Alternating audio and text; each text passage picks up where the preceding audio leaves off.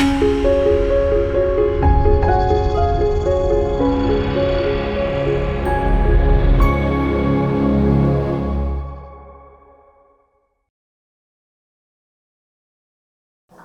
మాత్రం.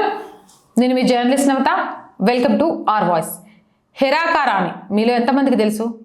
ఈ హెరాకా రాణి గురించి ప్రతి ఒక్కరూ తెలుసుకోవాల్సిన అవసరం ఉంది. క్రైస్తవ మిషనరీల నుండి నాగ వారసత్వాన్ని కాపాడిన ఒక యువరాణి గైడిన్ ల్యూ ఎలా కాపాడింది అనేది చెప్తాను. హెరాకా రాక్షసులు ఏంటి అంటే అస్తిత్వం కోసం మిషనరీలతో పోరాడిన అజేయ శక్తి రాణి గైడిన్ ల్యూ. కేవలం 13 సంవత్సరాల లేత వయసులో రాణి గైడిన్ ల్యూ రాజకీయ అధికారం కోసం కాకుండా క్రైస్తవ మిషనరీల నుండి తన ప్రజల అస్తిత్వం కోసం పోరాటంలోకి అడుగుపెట్టింది. అదే హెరాకా ఉద్యమం. జనవరి 26, 1915న మణిపూర్లోని లాంగ్కోవో గ్రామంలో జన్మించిన ఆమె మిషనరీలు నాగతెగలను వేగంగా మారుస్తూ వారి పూర్వీకుల విశ్వాసాలను బలహీనపరుస్తూ సమాజాలను ఎలా చీల్చివేస్తున్నారో కళ్ళారా చూసింది. 16 సంవత్సరాల వయస్సు వచ్చేసరికి ఆమె ఈ ఉద్యమానికి ఊహించని నాయకురాలిగా ఎదిగింది.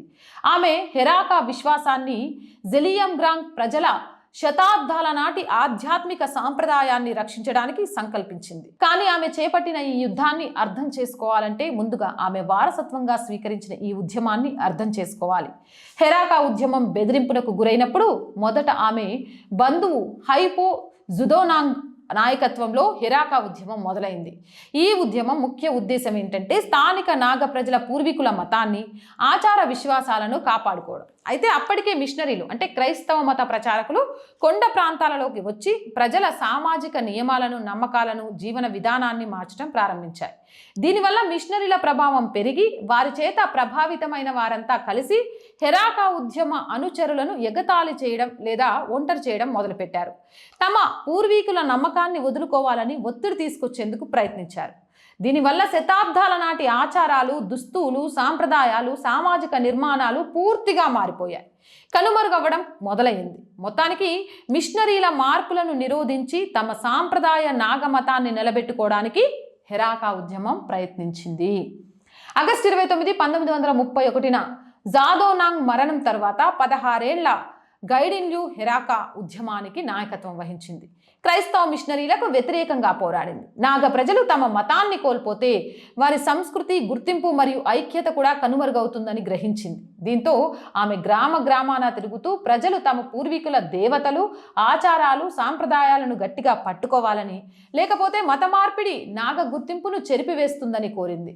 క్రైస్తవ మతం నాగరికతకు మార్గం అనే ఆలోచనను ఆమె తిరస్కరించింది. బదులుగా వారి స్థానిక విశ్వాసం పరిపూర్ణమైనదని మరియు పవిత్రమైనదని నొక్కి చెప్పింది. రాణి గైడిన్ ల్యూ హెరాకాను కాపాడడానికి చాలా కృషి చేసింది. నాగా కొండలలో మిషనరీ కార్యకలాపాలు పెరిగినందున రాణి గైడిన్ ల్యూ అక్టోబర్ 8, 1960న రాణి పార్టీ జెలియంగ్రాంగ్ని స్థాపించింది. ఇది హెరాకా పునరుద్ధరణకు అంకితమైన ఒక సమాంతర సామాజిక మరియు పరిపాలనా వ్యవస్థ.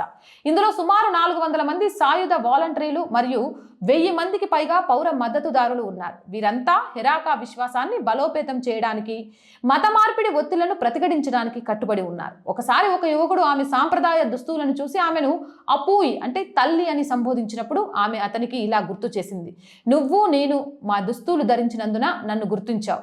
అది లేకుండా మనం ఒకరినొకరు ఎలా తెలుసుకోగలం? అందువల్ల మత మార్పిడి ఎదురైనప్పుడు ఐక్యతను బలోపేతం చేయడానికి హెరాకా పురుషులు కాంస్య చెవిపోగులు ధరించాలని, మహిళలు సాంప్రదాయ దుస్తులు ధరించి సాంప్రదాయ కేశాలంకరణను పాటించాలని ఆమె పట్టుబట్టి మత సంస్కరణలు, సమాజ క్రమశిక్షణ, సాంస్కృతిక పునరుద్ధరణను ప్రోత్సహించింది.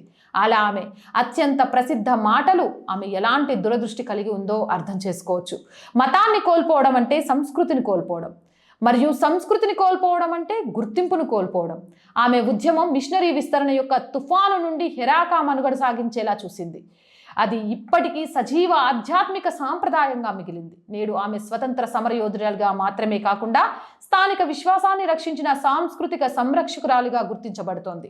ఆమె క్రైస్తవ మిషనరీలకు వ్యతిరేకంగా నిలబడింది.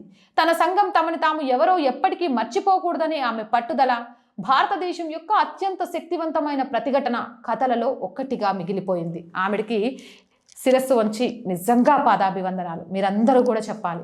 ఆమెను ఆదర్శంగా తీసుకొని ఈరోజు క్రైస్తవ మిషనరీల ఆటలు కట్టించాలి. మన సంస్కృతి సాంప్రదాయ విలువల్ని కాపాడాలి. అవునంటారా కాదంటారా? మీ అభిప్రాయం ఏంటి? కామెంట్ సెక్షన్లో పెట్టేయండి.